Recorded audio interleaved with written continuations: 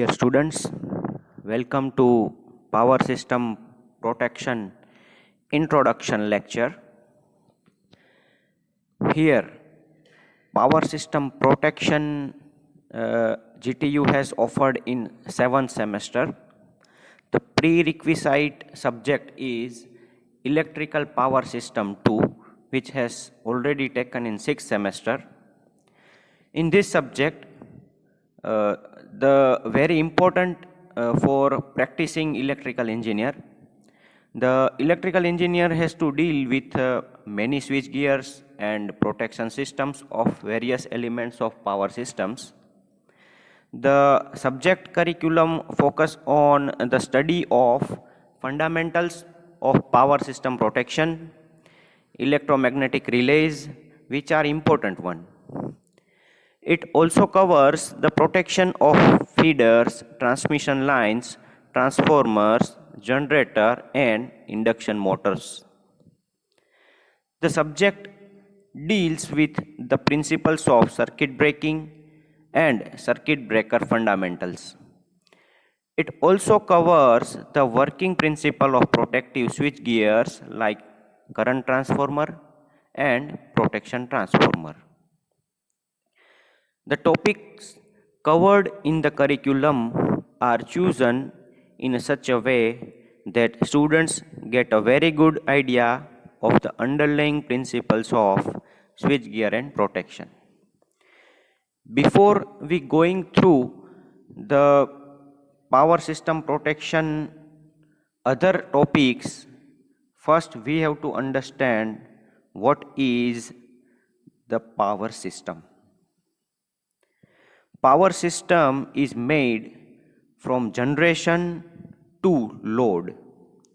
It consists the production of energy, that energy produced in a thermal power plant, coal-handled power plant, gas-based power plant, hydro power plant, nuclear power plant.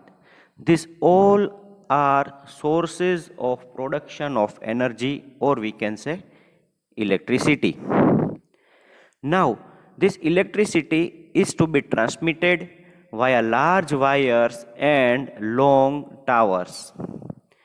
These towers, insulators, cables and wires transmitted the electrical power from generation to distribution. This electricity is distributed with distribution transformers, poles, small insulators and low voltage cables. And then the distribution will go through the load. In load, there are certain domestic loads and industrial loads which consumes the electricity or utilize the electricity with different ways. There are mainly three types of load. It is like resistive load, capacitive load or inductive load. So, electrical power system is made by generation to load. Here in your figure, generation. In the generation, the generator is generated the voltage from 11 kV, and then in the transmission line, it is step up from 11 kV to 33 to 66 or 220 kV. In a transmission line, it is further step up from 220 to 440 also and extra high voltage.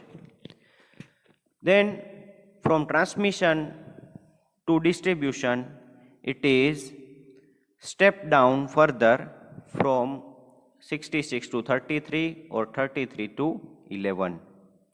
And where we going through the load, it is further decreased the voltage level from 11 kV to 230 kV for domestic utilization or 440 for industrial utilization for three-phase. The load will utilize the energy or electricity in kilowatt or power. In this channel, we have the certain substations like power evacuation substations, transmission substations, switching substations, and distribution substations. So there are four types of substations. In power evacuation substation or transmission substations, there are certain panels, there are certain circuit breakers, transformers, isolators. The all switchgear accessories are consist in substations. Then switching substations and distribution substations have certain low voltage switchgear accessories. So these all substations and its switchgear components, the actual power system protection subject is to deal with these all accessories. Now what are the components of power system? So mainly there are 8 components, that is also referred as a switchgear components, or we can say mainly equipments or power system. So first and foremost equipment is generator. This 3-phase rotating machine is a main machine of power system. Then transformer, which deals with the level of voltage step up and step down. Then certain level a transmission line which carry the power and transmitted to generation to distribution. There are 3 types of short transmission line which we have studied in electrical power system 2. Short transmission line, medium transmission line and long transmission line. In substations there are many feeders also, which feeders are going through some areas and feed the power to certain domestic or industrial consumers. Then AC or DC motors. Mainly induction motors have more protection schemes. Then capacitor banks. Capacitor banks utilized for the compensation of transmission lines which needs more protection and switching actions. Bus bars and reactors, shunt reactors or series reactors. So these are the main power system components. Now we going further and we make a question that why we need protection, why we need to study this subject, and why this components needs the protection. So all component needs the protection, but our objective is to detect abnormalities or faults. These abnormalities will create a huge problems in power system. So we need to detect it in shortest period of time.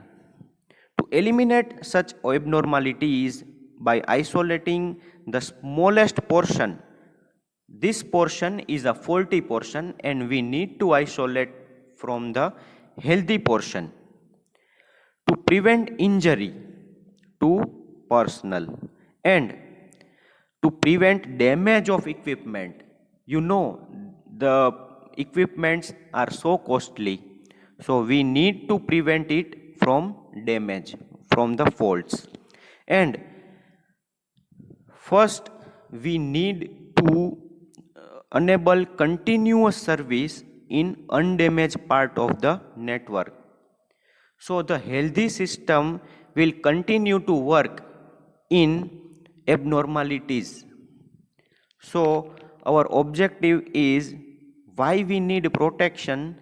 So the protection, so to uh, detect abnormalities, or the our service is continues to work, so and prevent the injuries to personnel. Now, power system protection has a most important thing, which is relay. A relay is a accessory of switch gear that it detects the fault, and it detects the fault, and it switching from the on or off. So what should it do? The protective relay monitors the system parameters continuously, and after monitoring it decides whether abnormalities are occurred or not. If voltage is above level or under level, so it will detect the fault from predetermined value. So the system parameters is like voltage, current, power, and frequency.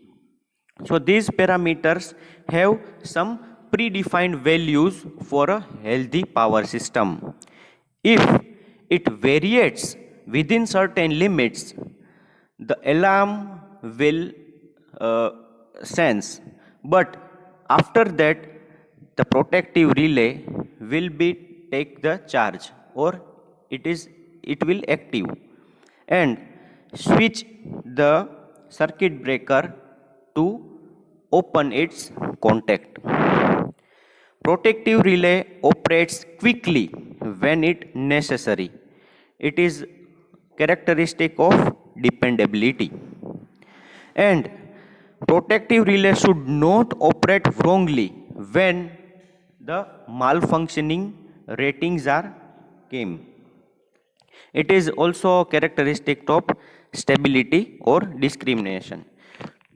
So we can say that protective relay work is where the system is healthy or in a faulty, it has to decide that it will trip or not to trip.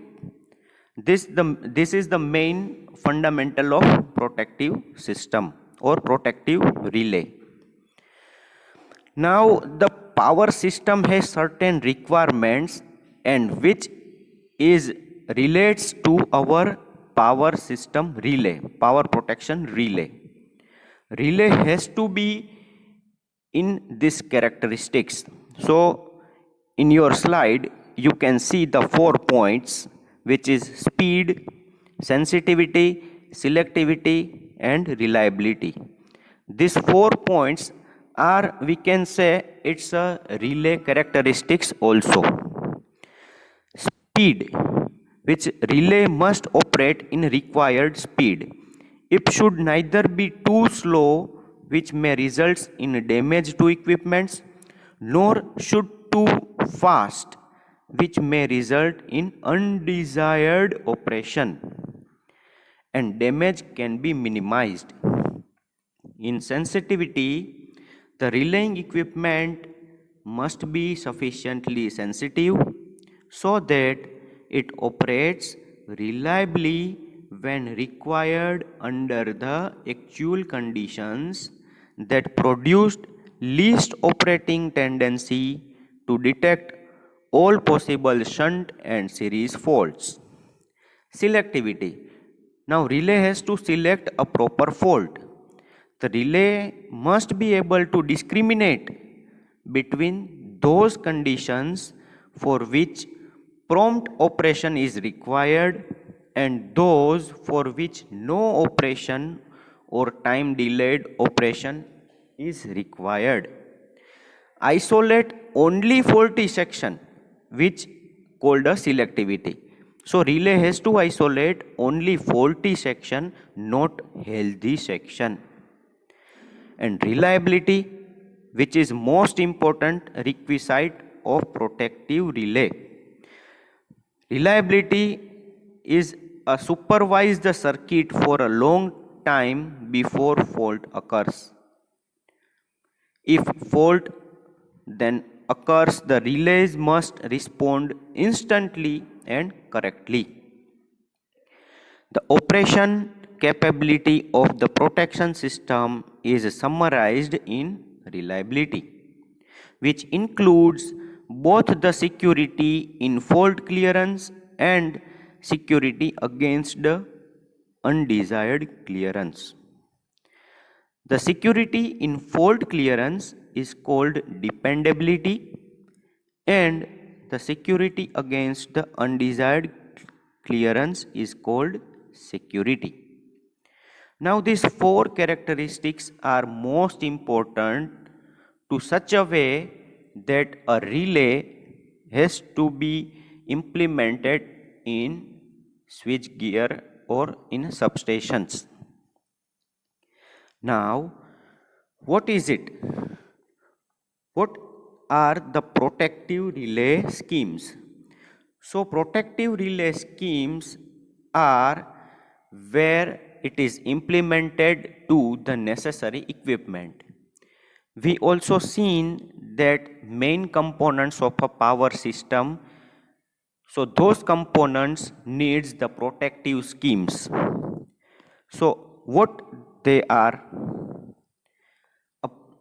In protective relay scheme, first itself is a protective relay, then CT, PT or CVT like current transformer, potential transformer or capacitive voltage transformer. Then auxiliary power supply, it is for relay, that is 24 volt to 240 volt AC or DC. Then it is connected with switching device or switching device as a breaker, isolator or contractor. Then trip coil and alarm or trip contact and control wiring. So mainly these are the equipments which make a protective relay schemes. So in any schemes, likewise I give you an example that if induction motor protective schemes, there are certain equipments like one is a protective relay which is connected with CTPT and after all connected with auxiliary power supply. After the on off decision, it is connected with switching device with trip coil, so relay should trip or not to trip, then alarm and control wiring to control the current setting and time setting. Now there are certain faults in a power system, so relay has to trip in these faults. So what are the faults? So here in your slide there are many quantities like current, voltage, power, frequency, and the faults associated with these are here as you see. In current side, overload, overcurrent, earth fault, directive earth fault or directive earth fault protections or current unbalance, these are the current type faults. Then in voltage side, over voltage, under voltage, natural shift. In power side, active power, reactive power, under power, reverse power, all that. In frequency side, over frequency, under frequency or df by dt. Then some other faults are loss of field, differential, overcurrent, restricted earth fault, then synchronism, load sharing. These are the faults where the relay has to decide that if the fault occurs, then relay scheme has to trip and isolate the faulty section from healthy section. These are the codes where the protection schemes employed.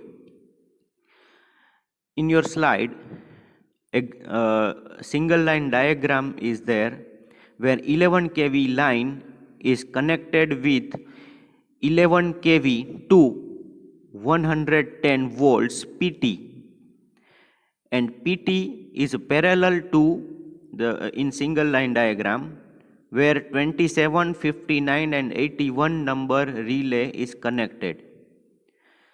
A cross sign is a circuit breaker. There is CT connected in series with the scheme.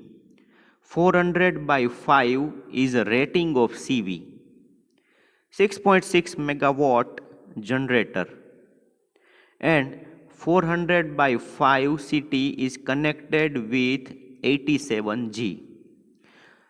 You can see there are various numbers 49, 51, 46, 40, 32. These are the ANSI codes which shows the different types of relays. So there are overcurrent, over voltage, under frequency, under voltage, earth faults. So different types of relays are mentioned here in ANSI code. So in single line diagram you can see different numbers, and so different numbers shows the protective schemes. Now, how can they handle the faults? So there are two types of decisions or two types of actions to be taken from the switchgear side. Power system relay has to decide if there is a fault, breaker is tripped on the fault. So breaker has to be tripped and faulty section is isolated. This is the first part. If the breaker is not tripped, the corrective actions to be taken generated on a line. And so there are mostly two parts. First is tripped and isolate the faulty section, and second, if the breaker has some problem or relay has some problem or malfunctioning occurred, the control and regulation portions are there. So it is called main relay or backup relay. Main relay will trip the fault and isolate the faulty section, but somehow if any problems occurred in a main relay or associated accessories, then backup relay has to trip, and if the breaker have some problem, the control actions to be taken. Now relay operations when a fault occurs, where under or over current or over voltage, under frequency, restricted earth fault, these are the main faults where the relay operate. But how? So this is a step where a relay operate. Each relay should protect a specific zone in the system. There are certain zones in a power system, that generation zone, transmission zone, breaker zone. So these are different zones where the protection schemes are applicable. If fault is inside its zone, relay should operate and isolate the faulty zone. If fault is outside its zone, relay should not operate. Again, it is characteristics of selectivity, where relay has to select a faulty section or discriminate the faulty part from the healthy system. And where the fault is actually occurred, their relay should operate and isolate. What happens when a fault occurs? Fault current flows through number of relays. Some of these relays which will start to operate, but only one relay has to related a particular fault, and it should be tripped and interrupt the fault current, and remaining relays will reset after and above. So these are the working of relays when fault occurs. Now, what are the inputs to the relays where relay decide whether it is tripped or not? So, first of all, CT. The CT current is main input of relay. From voltage side, it is PT, potential transformer. The voltage sensed and whether it is above value or under value, the relay has to be tripped. Frequency. So it is came from also potential transformer, and for power, CT and PT. So if relay made for current type of faults, its main input is CT. If the relay is made for voltage type faults, means under voltage, over voltage, so its main input is PT, potential transformer. If under frequency or over frequency volt relays are made, then input is potential transformer. And if we detect the reactive power or negative sequence or any other power related relays, then CT and PT both will the made from inputs, and ultimately output is to trip contact. Relay will sense the fault and send the signal to trip contact. Trip contact will trip and circuit breaker will uh, separate the contacts. Now protection relay settings, where there are two types of setting. First is from current side and second is from timing side. So pickup setting is ultimately a current setting. How? Current setting where we can set a low value or high value, and it is dependent upon percentage of CT rating, where CT is connected. You have seen earlier in earlier slide there is SLD, single line diagram, where you can see the series connected CT and its rating is 400 by 5. If 5 ampere is directly connected to relay and the 5 ampere is input, then it is called 100% setting. Okay, you can input is your input is 100%. If 2.5 ampere will go through the relay, then the setting is 50%. So it is like pickup setting, and pickup setting means what? We can pick up the relay or in start to action where certain amount of current is sent to relay. Then time delay setting. We can delay the time from the time delay setting to operate the relay. So there are some definite time also or inverse time also, where definite time means 2 seconds, 5 seconds, 3 seconds. These are the definite time, where after the fault occurs in 3 second or 5 second, relay will operate in predefined time. That is called definite time setting. If the current will increasing drastically or increasing nature, where we can set the inverse time setting, where increase the current and the timing will set to low. It is called TMS setting. These are the trip time characteristics which we can understand further in next lecture.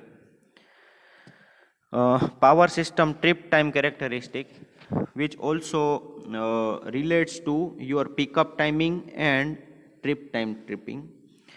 So here in this lecture, it is I think it is understand that you can understand very much about electrical power system protection, where your first topic is connected with introduction of protective relaying, and where the faults, cause and effects, then the introduction of protective zones, primary and backup protection and desirable qualities. In your next topic or next chapter, you can understand the overcurrent protection scheme of transmission line, where uh, definite time relay, IDMT relay, overcurrent relay will discussed. In your third chapter, it is a differential protection, where you can understand the percentage differential protection scheme and earth leakage protection scheme, which applicable to transformer and induction motor. Then a specialized transformer protection you can discuss in fourth chapter, where high resistance ground faults, interturn faults and specially transformer protection schemes we can discuss. In your fifth chapter, there is a distance protection of transmission line. There are three types of relay: resistance relay, impedance relay, reactance relay, Moore relay. So these relay are relates to transmission line protection. So in transmission line, there are distance protection, where we can discuss the reach of the relay, three-step protection also. Carrier aided protection we can discuss in chapter 6 of transmission line. Why we need carrier aided protection, how the directional comparison relaying are implemented, and other schemes we can discuss. In chapter 7, generator protection will discuss its abnormalities and its faults, how stator and rotor fault schemes to be implemented, how overspeeding and loss of excitation schemes to be implemented. This will discussed. Induction motor protection is your chapter 8, where various faults and schemes are there. Protection of small and large induction motors will discussed. So here in 1 to 8 chapters, the power system protection schemes will discussed and how it will implemented and what its effects when the problems occurred in power system protection will discussed. So I hope you can understand the introduction of power system protection and relays. So today's lectures will completed, and if you have any doubt related to introduction, then you can contact me on my mail ID. So thank you for now, and we can study the next part of our power system protection introduction in next lecture. Thank you very much.